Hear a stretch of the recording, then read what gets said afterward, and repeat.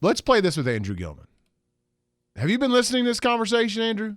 I sort of had my own agenda today, but you can. We'll get. Go ahead. I'm gonna give you. Hey, it's the Andrew Gilman show. Will start in 60 seconds. Would you like to properly introduce me before I interrupted? Sorry, go ahead. No, the Andrew Gilman show will begin in 60 seconds. All right. Okay. Our Thunder insider from Fox Sports Southwest, Tottenham Hotspur supporter Andrew Gilman. Okay, Stop. Thank you, Todd. We have a coach in the Super Bowl who has won 2 college national championships, one of them vacated. Yep. And has won 1 Super Bowl. And I did a exercise with Todd. I told him, give me the smartest coaches, active coaches in all of sports. Smartest active coaches in sports. Yep. And him, along with a lot of our texters, and I didn't mention Pete Carroll before. I just did this. Before I ever mentioned Pete Carroll, I asked for this from texters and from Todd. And I have one person on the text line out of about 30 that even mentioned Pete Carroll's name. And Todd didn't either. And I'm guessing a lot of people fall in that same boat. And I'm wondering why. Do you have a theory as to why Pete Carroll doesn't get clumped in with genius coaches? Yeah, because he's that rah-rah guy on the sidelines, always high-fiving people, jumping around, sort of looks like a high school coach a lot of the time. He's also, didn't a couple of his players get we got a dog situation. Oh God! And you want the floor? I mean, come on. No. Okay, I got this under control. What's the dog's name? Max. He's old and he doesn't see well. Oh yeah, okay. Play the sympathy card. Yeah. He's old and doesn't see well, so he generally doesn't see people when they come in. And then today he did. So my apologies. I got it under control. Here's the deal. People don't like Pete Carroll because of all that stuff. I think it makes him look sort of boyish and silly. But at the same time, hasn't some of his players been busted for Adderall? Didn't they have some sort of deal with the NFL where they went over their allotted practice time? So that stuff all works against you. Oh, well, but we call Belichick's cheated all kinds of places, and we call him a genius. I mean, you're right because you're exactly right. He's cheated all sorts of different places, but nobody calls Joe Madden of the Tampa Bay Rays, now the Chicago Cubs, a genius, despite the fact that he sort of came up with all those different infield, switches and shifts and everything like that. But nobody calls him a genius because I think mostly because people don't watch baseball at the same level. I think Belichick, because of I don't know. I think maybe some of the people around here don't like Pete Carroll because they beat OU also. Yeah, I think it's nationwide, but yes, I mean, around here I can understand it for sure. All right, the floor is yours. What's your agenda? My agenda is Thunder and OU related. Okay. I want to know and both of these things have happened at the same time, and like you guys had mentioned earlier, I listened to a few minutes, and you said people don't know how to react because they're 23-23 or they're 500 or whatever, and this hasn't happened before. Are the Thunder closer to winning an NBA championship now than they were 2-3 seasons ago? Before you answer, also consider this. Is OU closer to winning a football national championship than they were going into Bob Stoops' first year in 1999? I think both of those questions together coming this season where OU massively underperformed and the Thunder seemingly are underperforming sort of have some sort of relevance. And I think that's what irritates people is because they think that the Thunder are light years away from winning a championship and OU the same way. And I know everyone's not an OU fan, but for the most part in this state, more people attach themselves to OU than OSU. So I would like you to answer those questions. I will answer this way. Look, I don't like using injuries as an excuse. But when you have two of the top 5 players in the world, and they are out for a combined almost 40 games. Yep. I think that's the only difference between them being 23-23 and them having another season like the last 6. That's true. All right. Now, they have all the pieces. You're right. They have the exact same pieces they've had on their championship runs. They were a couple games from making the finals last year. Probably wouldn't have won it last year, but you never know, right? Yeah, I think that's fair. Now, are they you can argue. They're in other words, they're 2 games away. Last year, they were 2 wins away from being the exact same team from a number of wins standpoint that the team was 3 years ago.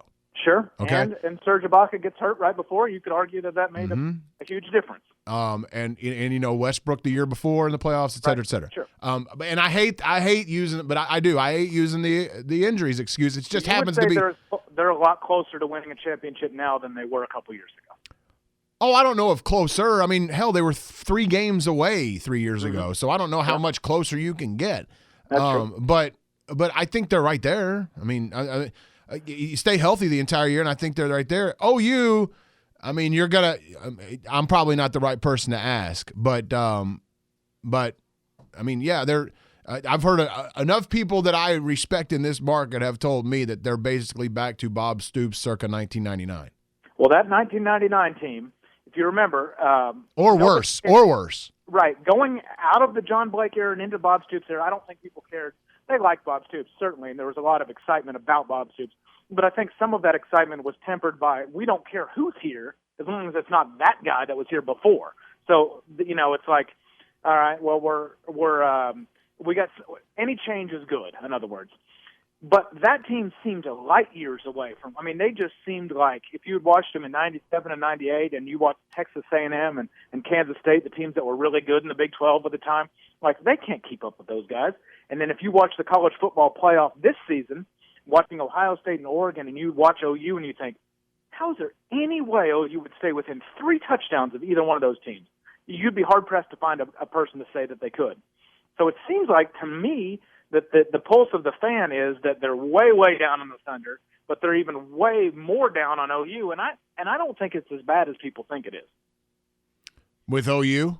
Yeah, even with OU. I mean, I really think that versus 99 to 2000, nobody thought they were going to win a national championship in 2000. Nobody thought that. Well, my guess on this, 25th. my guess on this, and you can tell me if I'm wrong, and Todd, you can chime in on this too. My guess is that I think part of the rub now with OU fans and for people who say maybe that OU is back to square one is partly because of the teams in front of them. Like it's not Texas anymore, and there was plenty of good teams running around in 2000. Nebraska was good. Right. It's not Texas and Nebraska. It's Baylor. And it's TCU, and so just a different name. Yeah, no, you're right. You're right, but I think that is psychologically. I think that's part of the rub. But it's not a name that people think of as a team that should be better than Oklahoma. Right. But you look at the roster, and I know that 2000 roster ended up being really good. Listen, there's all sorts of guys all over the field, but this roster that OU has now, they've got all sorts of good players too. And I know that they don't have a quarterback,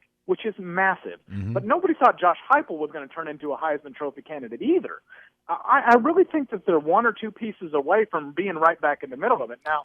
And I wouldn't think that anyone would describe me as a homer either. In fact, I don't think anyone would describe me as glass half full or glass full at all. So, I mean, I don't know how far off they really are. I know you have to play defense differently now than you did in 2000 when you could win games, 17-13 or 13-2 in the championship game like they did. But I also think it might be easier to play defense in some ways because all you have to do is make about 4 or 5 stops a game if you've got one guy that can run it. Ohio State they ran 2 plays in that championship game. Run up the middle, which was really good, and the quarterback run, which was really good. That's 1 player. That's 2 players away. I don't know why OU wouldn't be as close or closer than what people think. All right. Any alarms going off on the Thunder? Yeah, plenty. I mean, you lose to the Knicks, everything's in play. When you lose to the Knicks on a Wednesday in January after that team that won 7 games, everything is in play, from coaching to rotation of players to players' desire, players' heart. Is Russell Westbrook making the team better? Do they have to have Kevin Durant to win? All those things. Everything is in play. So, yeah, crisis mode urgent. All right, Todd. It's all you. Take it away. Todd is an international superstar. He's well-versed in Italian cuisine, Asian-made vehicles, and European soccer. Excuse me, football. But management frowns upon Todd's soccer talk. Screw it. Let's sneak in some real quick. Here's 10 seconds of soccer with Todd Lisenbee. Starting now. Tops in the Premier League, Chelsea versus 2nd, Manchester City over the weekend. Andrew Gilman, who you got and why? I like Tottenham at West Brom also. I like the Spurs to move up in the standings, but I do like Man City to And that was 10 seconds of soccer. That was the best one yet. See you later, Andrew. Okay, see you guys. All right, man. Andrew Gilman. That was well done by both of you. I like that. You got Andrew in there. You know, you all fit a whole lot in there. I think soccer fans Got a who you got and why in there. That's right. I think soccer fans have been have gotten their fill. They have certainly gotten their fill.